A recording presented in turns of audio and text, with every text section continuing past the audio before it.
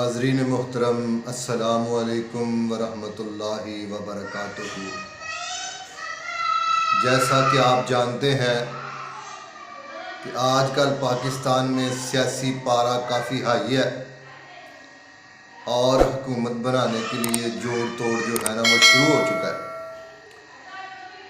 तो हमारे पास इस मामले में जो ख़बरें हैं मैंने सोचा कि चलो अपने अहबाब साथियों के साथ शेयर करते हैं और इंशाअल्लाह रहमान आप जानते हैं कि अल्लाह के फजल से हम आपको ख़बर वही बताते हैं जो ख़बर सच्ची हो।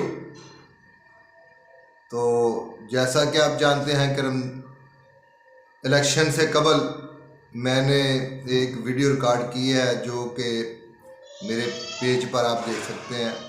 तो मैंने गुजारिश की थी कि मरकज़ में मखलूत हुकूमत होगी और पंजाब में नून लीग हुकूमत बनाएगी, KPK में तहरीक इंसाफ होगी और सिंध में जो है वो पीपल पार्टी की हुकूमत होगी और बलूचिस्तान में मखलूत हुकूमत होगी। तो चनाचे अब तक वही सिनेरियो चला आ रहा है। तो अल्हम्दुलिल्लाह जो हमने तज्ज़िया किया था अल्लाह के फजल से वो सच साबित हो रहा है।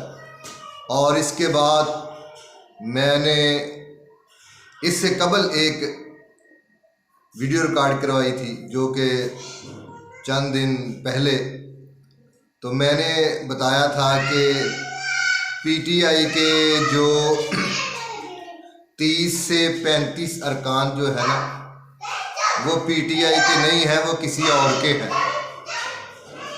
तो मेरी उस वीडियो रिकॉर्ड करवाने के सिर्फ 4 घंटे बाद PTI के जो नामजद वज़ीर आज़म साहब हैं उमर अयूब साहब, उन्होंने इस्लामाबाद में मैरियट होटल में अपना पावर शो किया और यकीन करें कि वहाँ पर PTI के सिर्फ 53 जो कैंडिडेट कामयाब हो गया है ना 53 वो पहुंचे और टोटल जो उनके पास है वो है 93।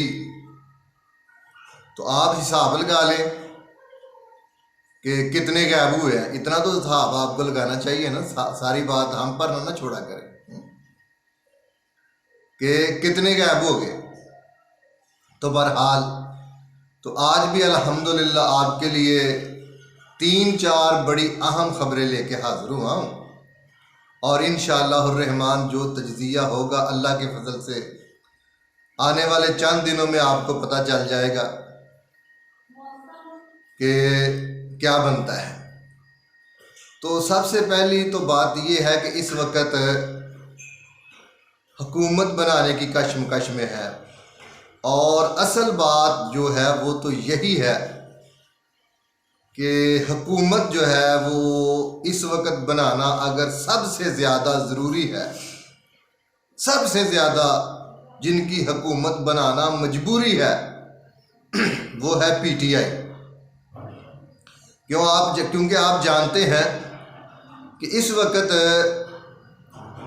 PTI के ऊपर जो एक सख्त वक्त चल रहा है, खान साहब पर मुकदमात और खान साहब पर सज़ाएँ, कारकुनों पर सज़ाएँ, रहनुमाओं पर सज़ाएँ और ये दौड़ धूप मुकदमात, ये रूपोशियाँ, इन सब से निकलने के लिए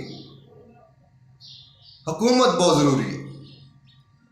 क्योंकि ये पाकिस्तान का एक अलमिया है कि जब कोई पावर में आ जाता है, हुकूमत में आ जाता है तो वो सादिक अमीन हो जाता है और जब वही बंदा हुकूमत से निकल जाता है तो वो मुजरम बन जाता है। बहरहाल ये पाकिस्तान का अलमिया है। तो अर्ज़ ये कर रहा था कि इस वक्त PTI को हुकूमत बनाने की अशद ज़रूरत है ताकि वो अपने सारे मुकदमात से बरी हो सके। लेकिन बात यह है, एक ही बात बताता हूँ, बाकी आप खुद समझ जाएंगे कि वो खुफिया कुफ्ते जो 2-2.5 साल से पीटीआई को साइड लाइन लगा रहे हैं, जिन्होंने ये सारा एक मंजर पेश किया है, मंजर बनाया है, और पाकिस्तान की हुकूमत बनाने में उनका किरदार भी कलीदी होता है, तो क्या वो पीटीआई को हुकूमत बनाने देंगे? क्या समझते हैं आप? पीटीआई को हुकूमत बनाने नहीं दी जा सकती, वो पीटीआई को हुकूमत नहीं बनाने देंगे। ये साफ और सच्ची और सीधी बात है। पीटीआई जो कुछ मर्जी कर ले, वो उनको हुकूमत बनाने नहीं देंगे।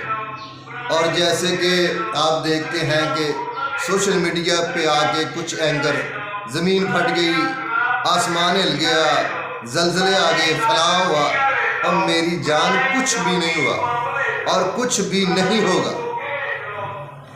तो इसलिए पीटीआई को ज़रूरत तो है, लेकिन उनकी हुकूमत बन नहीं सकती, ये उनकी मजबूरी है। आगे आ जाए मौलाना फजल रहमान साहब। तो मैं ये अर्ज़ करना चाहता हूँ कि खान साहब बहुत फेमस लीडर हैं, लोग उनको बड़ी मोहब्बत करते हैं, बड़ा चाहते हैं, वो अपनी जगह। लेकिन अगर सियासत की बात की जाए तो मौलाना साहब जो है ना, वो खान साहब से बहुत आगे हैं इस मामले में। तो जो उन्होंने किया, जो हुआ आपके सामने है। मैंने तो पहले ही आपको बताया था कि वो मौलाना साहब किसी को मैसेज देना चाहते हैं तो मैसेज उन्होंने दे दिया है, अब वापस आ जाएंगे तो वो भी हुआ है। तो अगली बात है कि हुकूमत बनाएगा कौन, और पीपल पार्टी इस वक्त क्या कर रही है। नाज़रीन मोहतरम, शायद आपको याद होगा, ज़रा जहन को हाजिर करें कि मियां नवाज शरीफ साहब जब लंदन से वापस आए थे तो किधर से होके आए थे? जहन में आया कि नहीं आया? जब वो लंदन से वापस आए थे तो पहले सऊदी अरब वहाँ ठहरे थे और वहाँ से फिर पाकिस्तान आए थे। शायद आपको याद होगा। वो सऊदी अरब क्यों गए थे, ज़रा सोचे ना। इसलिए हुकूमत, कुछ लोग पाकिस्तान मुस्लिम लीग नून को प्लेट में रख के देना चाहते हैं,